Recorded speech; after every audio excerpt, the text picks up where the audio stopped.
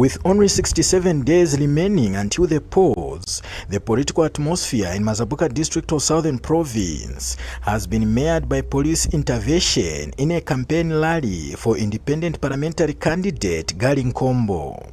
The incident took place at Ndeke Ground in Zambia compound, where Nkombo's supporters had gathered to witness the official launch of his campaign. However, their excitement quickly turned to disappointment as police officers disrupted the rally using tear gas to disperse the crowd.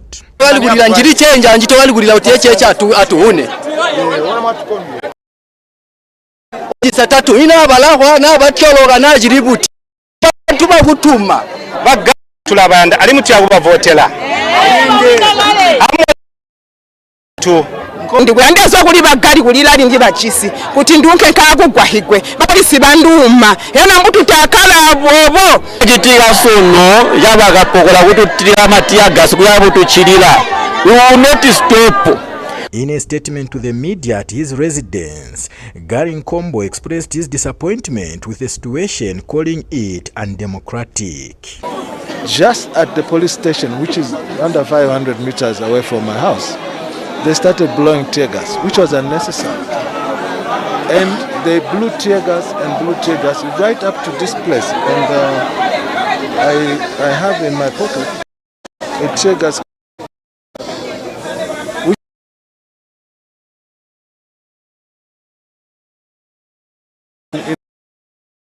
in the yard. He revealed that the designated town wards for his fellow independent candidate Preston Hajintu were supposed to be used for his rally as per an agreement between the two candidates. This was further confirmed by a letter that was approved by the Electoral Commission of Zambia.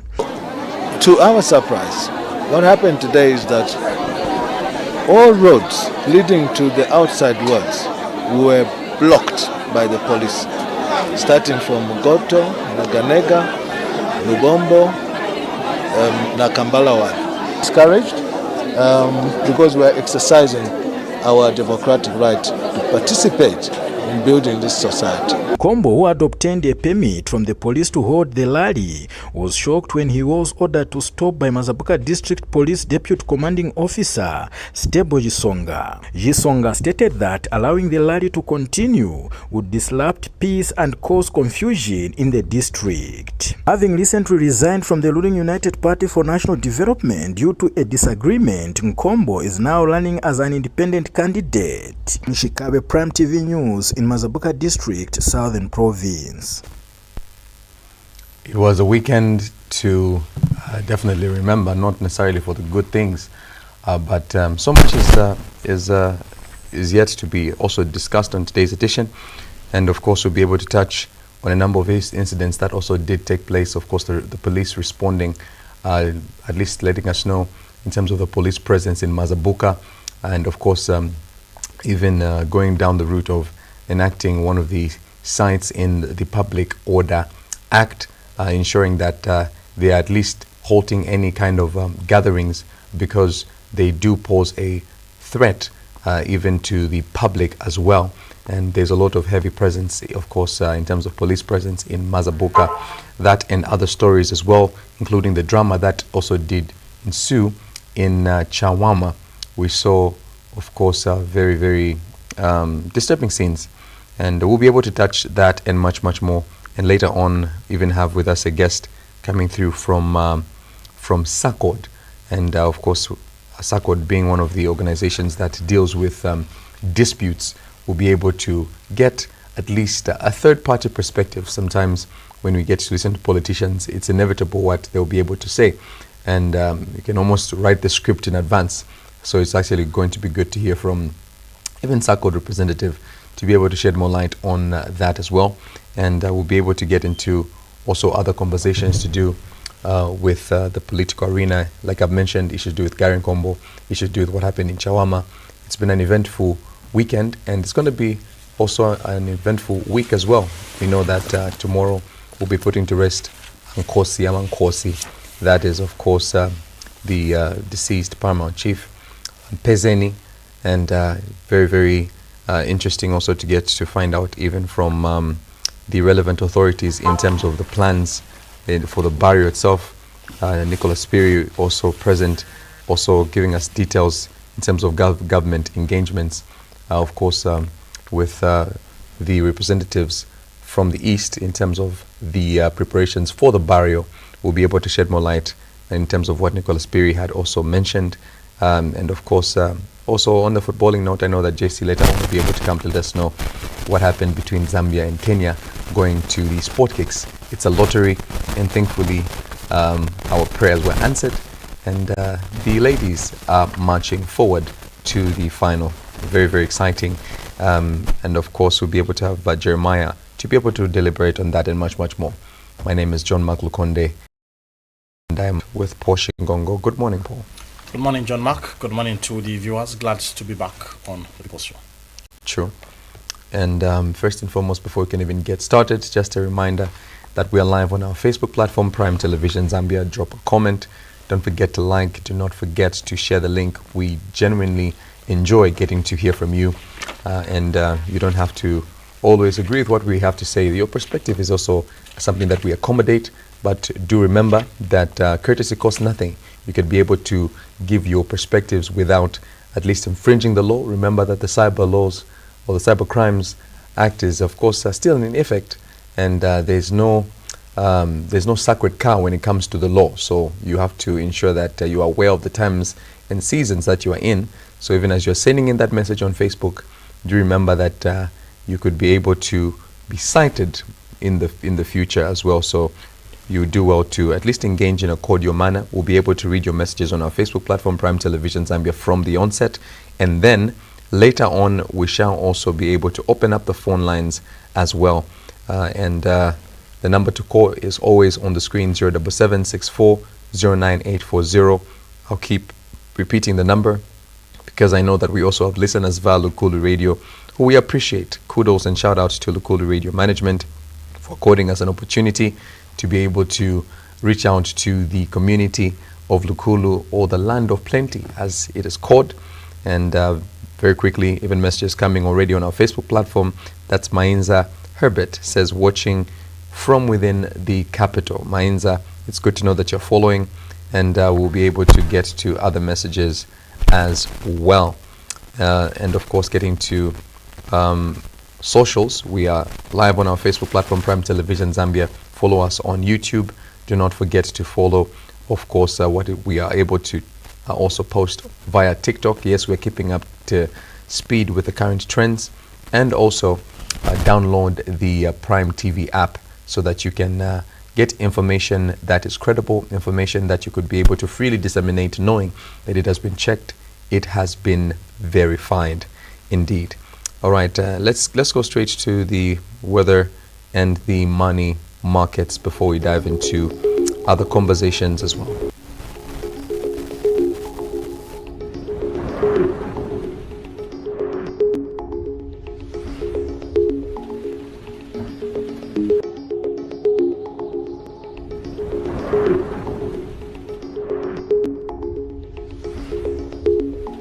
And 15 degrees respectively. Southern Province 28 to 10 degrees. Capital, or rather the Central, has got 28, the highs of 28, the lows of 14. The Copper Belt, you'll be ranging from 29 degrees to 13 degrees. Eastern from 29 degrees to 18 degrees.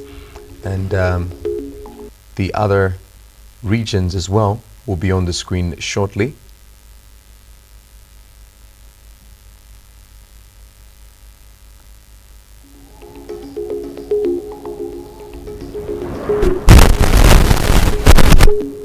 Right, in terms of the money markets, the United States dollars fetching at 17 kwacha, 44 ngwe, and of course selling at 17 kwacha, 74 ngwe.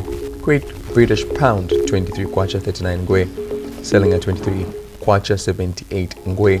Euro 20 kwacha to 20 ngwe, 20 kwacha to 54 ngwe in terms of selling, and of course the South African rand, 1 kwacha, 6 ngwe, and 1 kwacha, 8 ngwe, respectively.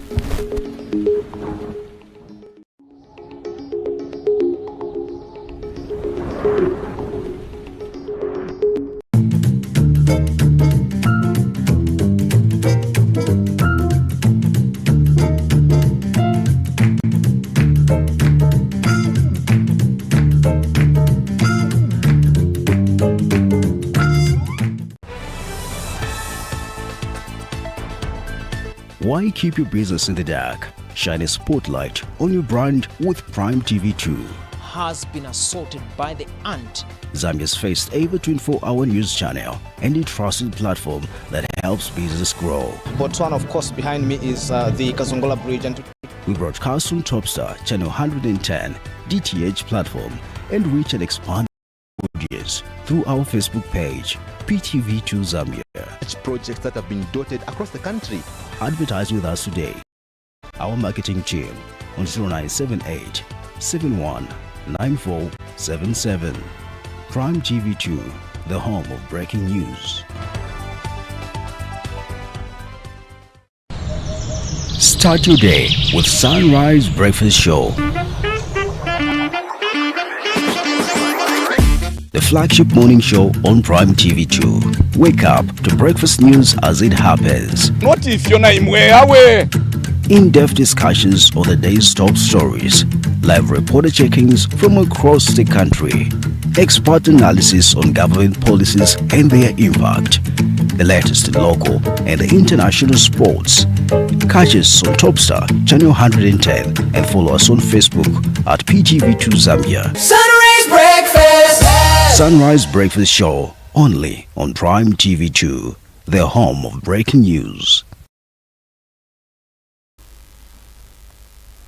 In case you also did follow through on other interesting stories that you want to highlight or allow us to also just discuss, feel free. Because also other very interesting stories are that Tonse Pamosi Alliance promises no revenge after August 13th elections. We did hear from presidential candidate Brian Mundubile assuring Zambians that there will be no persecution, intimidation or revenge should his alliance form government after the August 13 general election. Mr. Mundubile said the Tonse Pamosi Alliance government will prioritize national peace, unity and reconciliation while respecting and protecting all citizens regardless of their political affiliation. He said democracy should never be treated as an enemy and that no citizen should live in fear because of their decision to contest an election or support a different political party. Mr. Mundubile added that he and his running mate, Makebi Zulu, are committed to providing leadership founded in love, national unity, and peaceful coexistence. And even before we dive into some of the stories, I just wanted to get Paul's perspective on this statement by Mr. Mundubile. It's almost as if those who are in power, sometimes based on this statement, you can almost interpret it to say those that are in power, they want to hold on to power because they feel the moment they are ousted out of office, they are going to go down the route of the courts. They are going to be in and out of the courts. The police will be halting them at every movement, like we saw with Makebi Zulu when he went to visit his residence as well. So is that how the Zambian politics is, or is just maybe just a mere statement? Maybe read the statement again. He had mentioned that he has assured the Zambians that there will be no persecution, intimidation or revenge should his alliance form government after August 13 general election. So I'm basically asking to say, is this statement insinuating that every single person, whether you're from the opposition or from the government's perspective, the notion is the moment you ascend into office, those in opposition or those who have been ousted will undergo persecution? It's inevitable. I think we need to look at it with a bit of seriousness because first you understand that when you are no longer in office, one of the things that is there is that now, and that's the thing we need to change, now you begin to account for your time in office. So we need to promote accountability. When someone had occupied a position in public office, they leave that office, it's normal that we should audit you during your stay in that office. How that is interpreted by most opposition political parties is it is persecution. I do not want to believe it should be looked at it in that way. So the auditing can only be done when they leave office. Why not within? It can be done in both. There's no limitation. I think that the plea and the appeal has always been, let's do it both when someone is in office and when someone also leaves office. Because there are certain things that you can't do when someone is in office. No wonder even when you are doing investigations, they will suspend you to pave way for investigations so that you don't interfere. But when already in office, you have the capacity to interfere with the process of investigation. So it becomes very easy when you leave office. So when you leave office and we begin to audit your stay in office, because that is a public office, it should never be regarded as persecution. It should be regarded as a normal due diligence that we do for everyone that leaves office. Maybe the question is, why do people raise these red flags only when people leave office? Maybe that's why some now begin to think, you are targeting me, you are persecuting me. Why didn't you do it? It's an example I gave with Edgar Lungu. When Edgar Lungu was in office, what was the opposition saying then, the UPND? That he was a corrupt man. Of course, he was enjoying immunity. They could not try him. When he left office, there's a law, provision in the law, that allows you, if you believe truly that Paul, as president, was corrupt, gather the evidence, take it to parliament. It says, look, we used to indicate that this man was corrupt when he was president. Now that he's not in office, this is a compilation of our findings. And because of that, we want his immunity to be lifted so that the law can try him and he proves his innocence. Did that happen? Until Edgar Lungu died. No one in government, from the president, gathered that evidence. So can you regard that as persecution or not? It is persecution in my view. Why didn't you take him to court? So they made allegations that they could not Yes. be able to back up. Because even when asked the president, I remember vividly, one of the press briefings, he said, we will cross that bridge when we get there. But for some reason, we never got there. We never got there. And it's unfair. It's extremely unfair because there's a provision in the law that helps you to now, prove your allegations. And you see, the law, the framers of the law had the right motive to say, look, he who alleges must prove. You are alleging that this man that enjoys immunity as former head of state was corrupt. Okay, show us. Go and prove your case before the National Assembly. Why? You need to defend why you are suggesting the removal of the immunity. So you can't just go there in parliament and begin to bluff. You need evidence. That is what this administration failed to do on ECL. Do you think that they need to apologize to the nation for making those assumptions and not necessarily following through? I think it's unfair to the legacy of ECL. In my view, very unfair that we branded him as a corrupt individual. And yet, we never compiled the corrupt activities and taken it to National Assembly for the lifting of his immunity. But with the cases of the likes of Joe Malanje and the private jet, and being the presidential jet itself, doesn't that indirectly at least prove those allegations? No, you can't insinuate. That's an insinuation. That's the beauty with the law. You need to prove, okay, so how is it linked? What makes you think I was involved? But could Joe Malanje have had access without the president? What if? Haven't you heard or seen families where a child gets a father's car without a father knowing? You're not aware? That's at a family level, but yes, that's I'm just giving an example. For example, the OP should probably have that. I'm just giving an example. Even in companies, they're not aware someone steals huge sums of money and the MD is not aware. You can't say no because for him to be able to have access to these accounts, yeah, it's not always like that. You need to prove. But even if that was the case, why didn't they take it to the National Assembly? Why? So, sometimes it is true that it is persecution. Like in the case of ECL.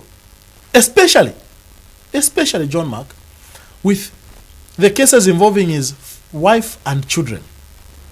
Before DEC, they questioned them. Where did you get this farm? My father bought it. Where did you get these houses? My father gave them to me. Where did you get these cars? My father gave them to me. And where is your father? Oh, he's alive. He's there. Why even just compile that and take it to the National Assembly? Look, we need to ask him to answer where he got all this money. Because there's this active case number Chakuti, before the DEC. The child says it's him.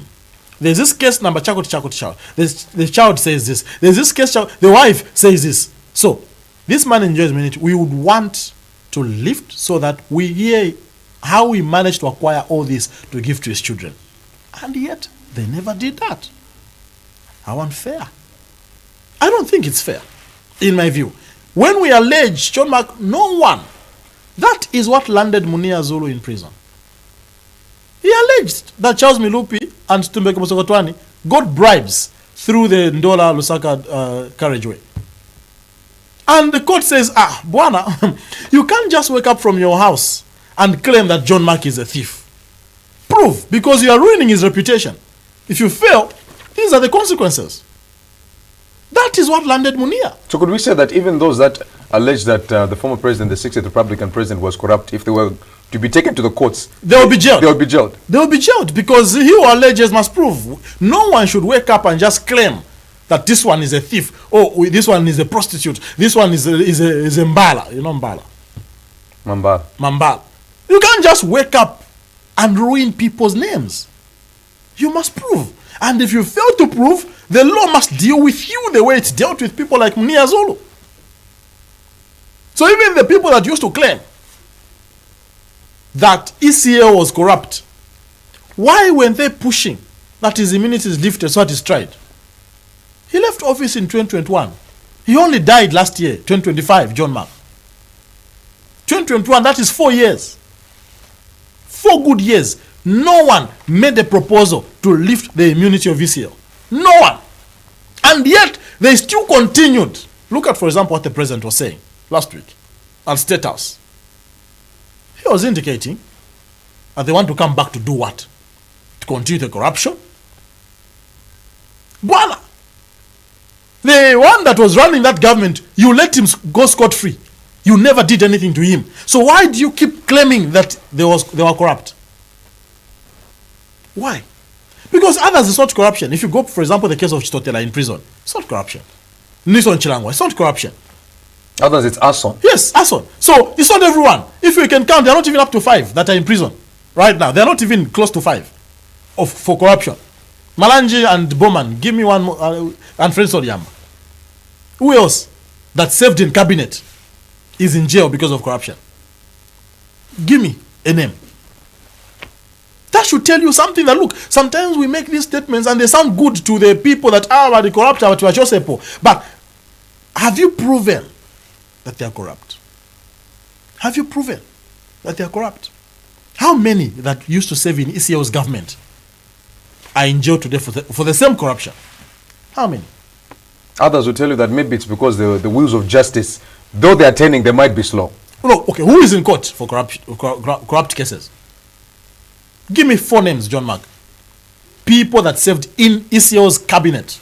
But why is it that when the UPND are speaking, they are branding them as if it's so general and it's in black and white? That is the unfortunate part that Makebi is talking about, where you begin to persecute, because even just branding people as corrupt is persecution, because you're tarnishing my image. That is persecution. You're tarnishing, that's character assassination. You're damaging my reputation. So some people would believe that we are corrupt by your statement. Has Makebi been taken, for example, to court for any corruption-related cases? No.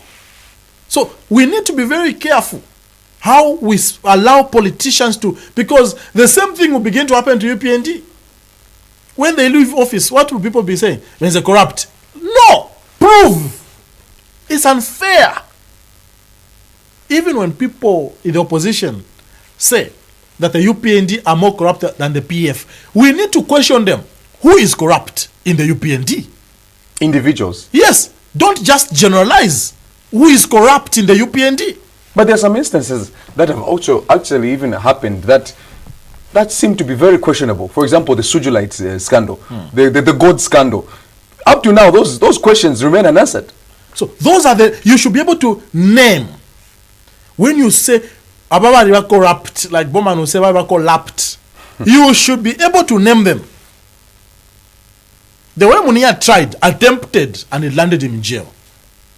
Name them. Don't generalize. Otherwise, we will not believe that UPND is corrupt if you don't name them. We will not believe. Because it's very easy to just wake up and begin to brandish people as corrupt. Very easy. And you see, the challenge is that people out there who believe you at face value. It's only enlightened people like you, John Mark, who will be able to question them, say, look, but where's the corruption? Not everyone is as enlightened as you are. But what about things like documents like the Auditor General's report, sometimes the Afrobarometer report, that sometimes indicate these cases of corruption? Wouldn't that be enough for the relevant authorities to follow through? Yeah, but who? Because they just mentioned irregularities in the Auditor General's report. So there were some irregular payments done here in this ministry, you know. The question is, what do we do afterwards? And you know, that's a very good question, because remember the TIZ report, the finances moving from Control 99 and then going into the personal companies of some of the prominent individuals that are in government currently. That's in public domain. And yet the relevant authorities will still tell you, no, we're still doing investigations. I have always stated here that it really doesn't add anything to our country, even if we don't have the Auditor General. Because there are no repercussions. There are no repercussions. FIC, do you know what the FIC does? Last time the Director General at Financial Intelligence Center was even lamenting that I'm not even funded. In fact, says we use public transport. FIC. If they're not even funded to operate, do you think they can be funded to carry out investigations? But the concern really is, even institutions like the Auditor General's office and the reports that they generate for the public consumption, when you tell us there were irregular payments here, and what do you do afterwards? What do you do? Law enforcement agencies must be able to pick that up. SEC. They are the tools that help them to function. So you don't have to start from scratch investigations. The Auditor General has done some work for you. The Parliamentary Accounts Committee does some good work for them. And yet, we don't see them. All we are told is, yes, we submit them to National Prosecution Authority. We submit to SEC, to DEC.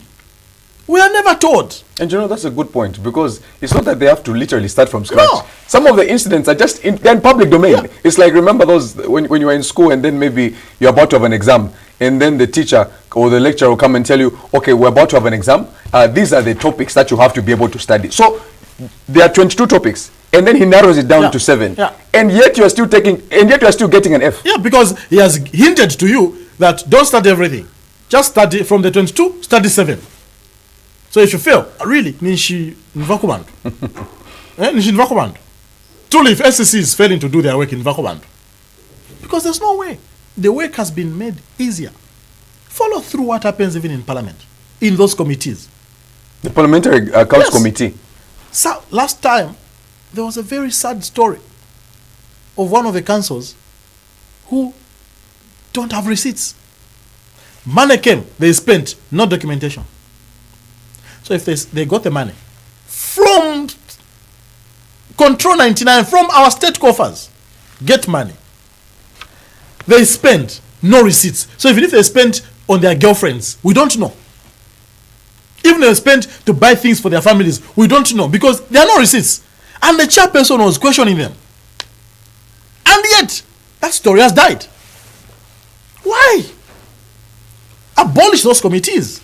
I'm trying to think, is there even any company that operates without receipts? Even from the lowest of the low. You can't even get any single item, be it a gadget, without a receipt. The government, councils, I think we see them in Parliament. And yet, SEC, I don't know whether they don't watch those things. Need to maybe sponsor some television sets in their offices so they begin to follow. Because that is a blunder. It should be like a media house. They should have television sets all over the offices. It's a blunder, John Mark. How do you spend state resources And yet you even go, and they televise those sessions. You even go and tell the nation that I spent state resources, but we don't have receipts. And nothing happens to you. And nothing happens to you. Then you wonder where our money goes. You know, I was very put off when I was watching one of the same meetings for the Public Accounts Committee, and the chairperson was even beginning to speak, and the first thing he said, please remember that as long as you are open, as long as you tell the truth, you cannot be cited here. You are protected by the law. The moment he said that, I was completely switched off. What's the point of having that discussion? Exactly. And you know, that's a challenge with those committees, because yes, they're told that they are protected, so whatever they say, you know, will not be used against them in the courts of law. No, it should be used against them. I've attended parliamentary sessions before, several times, and that's an opening statement. You are protected now. Whatever you say here, you are covered. It will not be used against you. No! Sounds like a cheat statement, eh? You are covered. No! You are coming to explain how you use state resources, and yet whatever you say can't be used against you in court. We need to change those laws. We need to change them. We need to change them. Otherwise, we'll keep on abusing such resources without repercussions. Why do you think the framers of the law had that provision so that they are protected? In Parliament, we can understand, because maybe in that instance, they are trying by all means to maybe deliberate and find solutions, so to say. But in the Public Accounts Committee, it's like this. You're having a conversation that has no conclusion. I don't understand even in Parliament, John Mark, for me. Even in Parliament, whatever you say as a member of Parliament should be used against you in the courts of law. Should be used against you in the court. Because what if you're lying? What if you're lying? There should be consequences. There should be consequences for what you say. What if you are assassinating my character? What if? And I'm glad, I think the conversation around amending laws in that regard are advancing to remove those privileges where whatever they say stays there. No, but the opposition have been able to say that this is genuinely now gagging the opposition. The cyber laws were put in place to gag the public, and that one, hearing from the opposition themselves, they're saying that is now literally tying them completely from being able to speak. No. It's placing a sense of responsibility on you. I can't say, John Mark, as a journalist, what I say on daybreak should be used against me in the courts of law. No. Because I need to be taught to be responsible with what I say. Because people are watching. So I can't say no because I'm a journalist. When I come up at daybreak or on Anama. No. No wonder sometimes when we make statements and we find it's not what we said, we come here to apologize. Why? We are being held also responsible for what we say. We're accountable. Accountable. So anything you say anywhere, you should be accountable. So even the members of Parliament, what they say in that house, the courts should be able to use whatever they say. Whatever. If they are lying, they should go and prove. Munia started that conversation from Parliament about Charles Milopi and Musokotwane. And he took a step further, went to the SCC officers with fouls, big fouls. It was a dramatic day. He was a hero that day. I've got evidence that they got bribes. SCC said, oh, thank you for this information. You made our work easy. Truly, let's investigate. The president got concerned. My ministers, please ensure that the matter goes to court. And the matter went to court. And yet he failed to justify his allegations. It landed him 9 months in prison. He's out quiet now. It's not the Munia that was there before prison. The Munia that came out is a quiet man. Now he's responsible with what he says. Now he's responsible with what he says. He knows that what I say can land me in jail. Actually, the only time I heard him speak was when Binwa Mpundu was doing his tribal cousinship. Yeah. Now he's aware that I should be careful with what I say. So, really, politicians must be reminded. Must be reminded. And I hope that one day we should be able to interrogate Auditor General's office and see how effective that institution is. When you report on these look at, for example, Auditor General John Mark last year, released. This year, they released, in March this year, Auditor General's report released, Auditor General's office released audit of the CDF for 2025. It's a bulky document. One of the things I saw in that report is how CDF is being abused. As a matter of fact, one of the things that TIZ was indicating that, look, it's not only us that reported on the abuse of CDF resources. Even Auditor General's office reported on that. Money is being abused, especially in Auditor General's office. John Mark indicated, especially in UPND strongholds. In the report, black and white, money is moving. Instead of going for the internal purpose, it's going to the UPND members and their companies. In the report, black and white, what has been done about it? It has died a natural death. It is, okay. Next story. No, it shouldn't be like that. It shouldn't be like that. We should be able to question, so who are these people that are abusing CDF? Anti-Corruption Commission, sometimes you don't really help us. That's why when we talk about fighting corruption, past, present, and future, they have a lot of information to fight corruption in the present. A lot. But they don't do so. They don't do so. I don't know whether they are scared of the people that are in office. Is it because they are afraid that I can be investigating a minister, a sitting MP? But should they really be afraid? The president has consistently mentioned to say that if anyone is found to be abrogating the law, they are literally on their own. There are no sacred cows under the UPND. This is the song he has been singing from being sworn into office. The president's statement is factual and must be commended. The actions by law enforcement agencies is questionable and must be questioned. Must be questioned. The president says something good that every leader must say. If I make a mistake here, the institution should not be able to shoot me. No, ni muntu watu you, osamumange. No. But the agency's actions, law enforcement agency's actions, is the one that is questionable. Why don't they follow through? Why don't they follow through? And for as long as we are going back in circles like this, John Mark, the fight against corruption will become a dream. We'll just be dreaming about it. Especially corruption in the present. Because it is easy to fight corruption in the past. Why? Because they are ex-officials. They are former ministers, former MPs. That maybe shows that they were scared of them when they had the position. Now that they are former, they can go to them.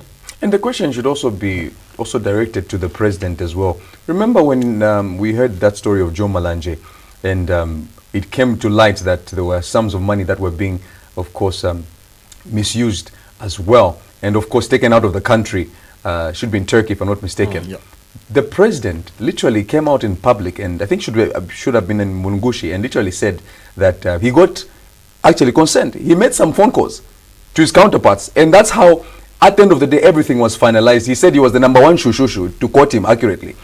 But when it comes to the incidents under the UPND, like for example, the Sujulite scandal, the gold scandal, we haven't seen that level of impetus. So maybe we're just not being told that maybe he's making some phone calls.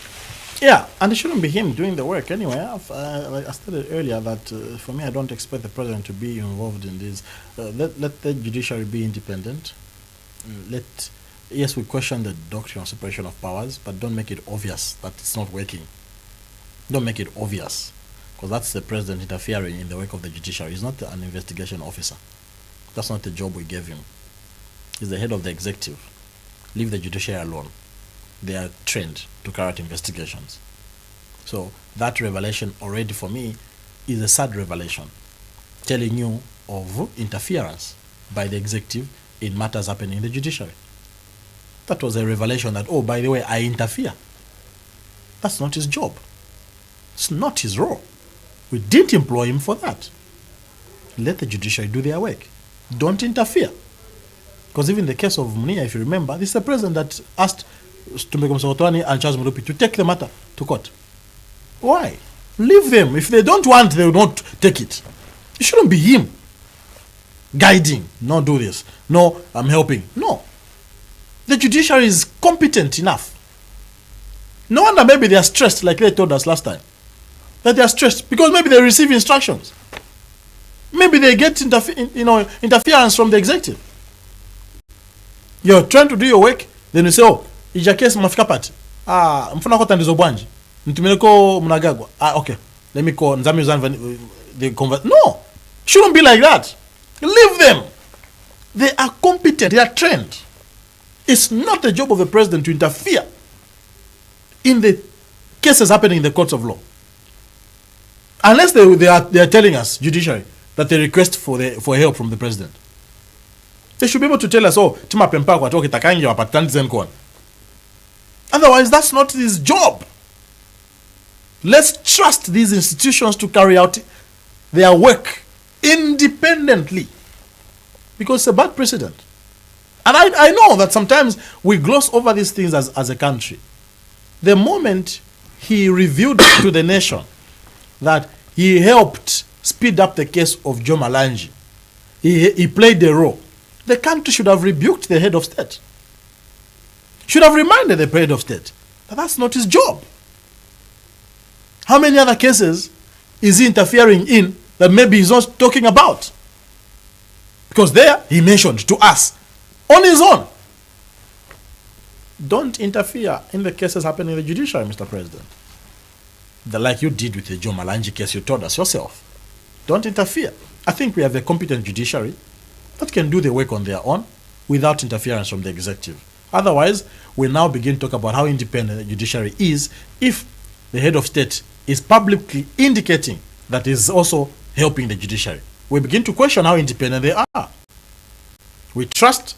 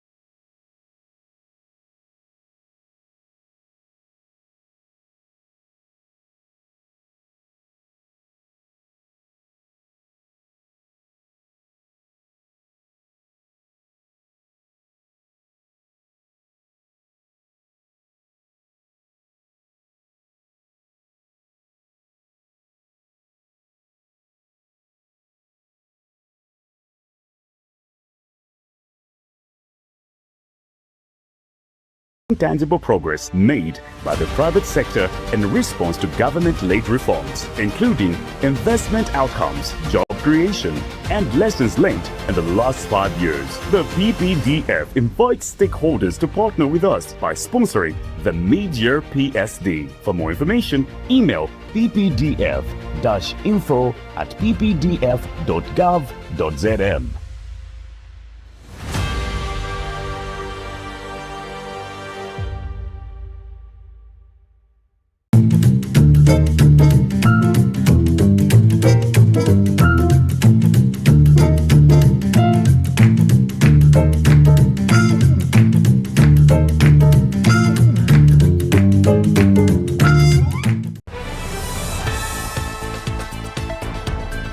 Why keep your business in the dark? Shine a spotlight on your brand with Prime TV2.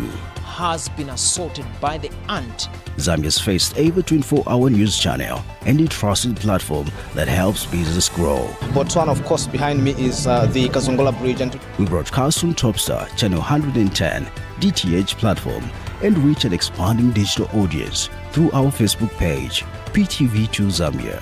Projects that have been dotted across the country. Advertise with us today. Contact our marketing team on 0978 71 9477. Prime TV2, the home of breaking news. With only 67 days remaining until the polls, the political atmosphere in Mazabuka district of Southern Province has been marred by police intervention in a campaign rally for independent parliamentary candidate Gary Nkombo.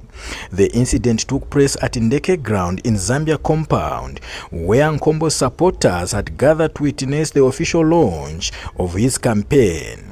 However, their excitement quickly turned to disappointment as police officers disrupted the rally using tear gas to disperse the crowd.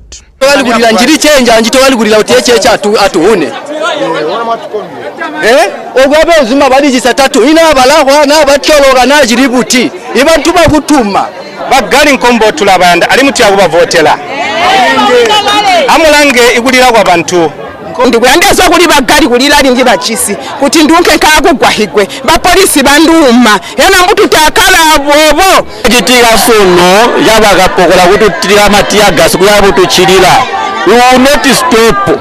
In a statement to the media at his residence, Gary Nkombo expressed his disappointment with the situation, calling it undemocratic. Just at the police station, which is under 500 meters away from my house, they started blowing tear gas, which was unnecessary. And they blew tear gas right up to this place. And I have in my pocket a tear gas canister here, which was thrown in this house. This is my home, my residence. And there are 4 or 5 other tear gas canisters that were thrown in the yard. He revealed that the designated town wards for his fellow independent candidate, Preston Hajintu, were supposed to be used for his rally as per an agreement between the two candidates. This was further confirmed by a letter that was approved by the Electoral Commission of Zambia. To our surprise, what happened today is that all roads leading to the outside wards were blocked by the police, starting from Mugoto, Naganega, Lubombo, Nakambala ward. Discouraged because we are exercising our democratic right to participate in building this society. Nkombo, who had obtained a permit from the police to hold the rally, was shocked when he was ordered to stop by Mazabuka District Police Deputy Commanding Officer Stable Gisonga. Gisonga stated that allowing the rally to continue would disrupt peace and cause confusion in the district. Having recently resigned from the ruling United Party for National Development due to a disagreement, Nkombo is now running as an independent candidate. Nshikabe, Prime TV News in Mazabuka District, Southern Province. All right, and we of course continue with conversations. We'll be able to touch the papers and then later on dive into conversations to do with what happened in terms of the suspected cadres attack, of course in Chawama, and we did even get to hear police also responding to that particular attack. We'll be able to get to that later on but we dive into conversations to do with the tabloids. Yes, let's take this out of the way, John Mark. The clip that people are just from seeing the issue of Gary Nkombo. Of course, we saw that disruption taking place in Mazabuka as he was launching his campaigns. Police in Mazabuka did disrupt an independent parliamentary candidate in the name of Gary Nkombo at his rally, where it was scheduled to take place at Ndeke Ground in Zambia Compound. So Zambia Compound is almost everywhere. The incident led police officers to block him from officially launching his campaign as an independent candidate and dispersed his supporters using tear gas.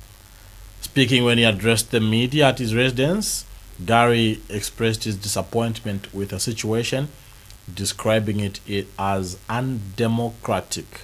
He said the town wards were designated for his fellow aspiring independent candidate, Blesson Achintu, with whom they had agreed through the signing of a letter that was also approved by the Electoral Commission of Zambia.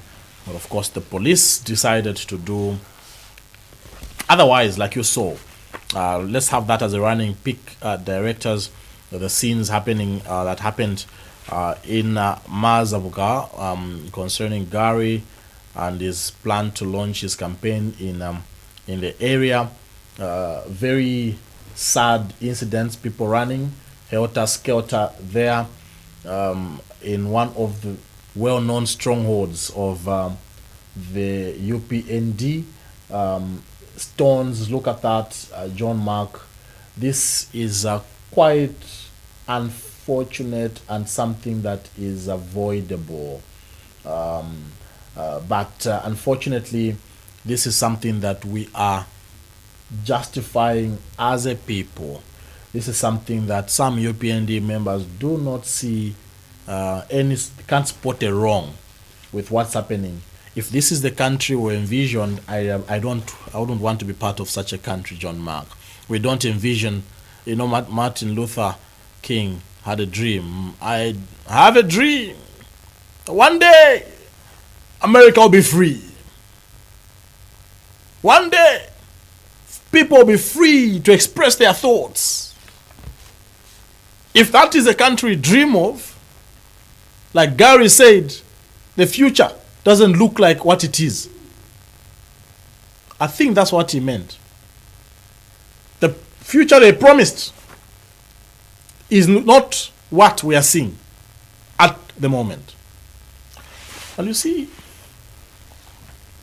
the police must really help the country. Here are two candidates. The Electoral Commission of Zambia has made timetables. Maybe let's provide a bit of context so people understand where the police are coming from. The police have made a timetable to avoid people clashing. If John Mark, you're standing in Palavana Ward in Chongwe, if you're standing in Chongwe, Monday, 8th June, John Mark will be in Palavana Ward. Then, Tuesday, the same Monday, Paul will be in Kasisi Ward, as an example. We're in the same constituency, John Mark. You're in Palavana, I'm in Kasisi. But we talk, and I say, look, that day, I want to come to Palavana. I know it's your day, but I want to come to Palavana. Since you are not doing anything on that day, is that fine? Oh, that's fine. Oh, please, because this is it has given us a schedule, let's write a letter and tell them that we've agreed. That's what he did with that independent candidate. Even a letter, I think you'll see that later on the screen. Let me, read it in part. And the subject is collaboration. Thank you. Collaboration on campaign program. Nkombo and Achintu. We, the undersigned, have agreed we can interchange campaign programs or work in the same wards at any given time, as there is no adversity. It says with the two of us we've agreed. On the day that you're supposed to be in that ward, if it's your day also, the two of us can be the same one because we are friends and our supporters, there's no adversity. But because this is it as a schedule, please let's sign and let's go and get permission from SZ so that they know. They don't think we are just abrogating this timetable. Signed. There is a date stamp by the municipal council where the electoral officer is seated with a stamp. Say, oh, please go ahead. You've seen John Mark, the two signatures, Achinto and Gary.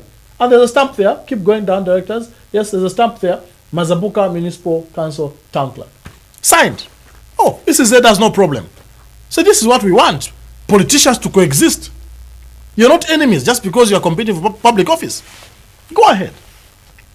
The police finds Gary in a ward where he's not supposed to be according to the timetable of the season. Gary says, oh, by the way, sorry, we have a letter. So, ECZ has permitted. The two of us can be in each other's wards at any point. And we have no problem. ECZ has no problem. No! Stop! Okay. What is your problem? So in other words, even when you follow the procedure, you're going to be halted. What is your problem, Zambia Police? What is your problem? They've told you that even ECZ has said, it's fine, Mwebantu. Go ahead. ECZ, the one that is managing the timetable, say it's okay. I was going to have a problem if they agreed verbally without something written, because they would be making assumption. But they also did due diligence. I was also going to have a problem, John Mark, if the two of them agreed without informing ECZ. I was going to have a problem. But no, they did not just agree verbally. They wrote it down. Didn't just write it down. Went to the owners of the timetable, the authors of the timetable, says, please, permission. And like they say in the army, carry on. Zambia police dispersed the people with tear gas. And we don't see anything wrong with that. I am concerned. Listening to Southern Province Police Commanding Officer Mr. Mono, he said that they actually invoked Section 9 of the Public Gatherings Act of 2026, and of course which of course allows them to stop any gathering if at all it has the potential to be able to bring public unrest. And went on to say that the police actually said they were in order to bar Gary for not following ECZ campaign schedule, according to Mr. Mono, as he was supposed to be in Nega Nega, not, of course, the other area as well. So is it that it's, though yes, they might have made that agreement between themselves, but the fact that he was in the wrong place, does that justify the police? He was not in the wrong place by mistake. It was an agreement with the other candidate saying, throughout this period, in fact, that letter is not about that day only, throughout this period, the two of us candidates, we can be in each other's wards according to the timetable, and there's no problem. And this ECZ told them, go ahead. So what is the problem with the police? Why stop something ECZ has approved? I was going to have a problem if ECZ was not engaged. But ECZ was engaged and they have no problem. So why are you having a problem as a Zambia police? It doesn't make sense. To the point of dispersing people who were peaceful and with tear gas.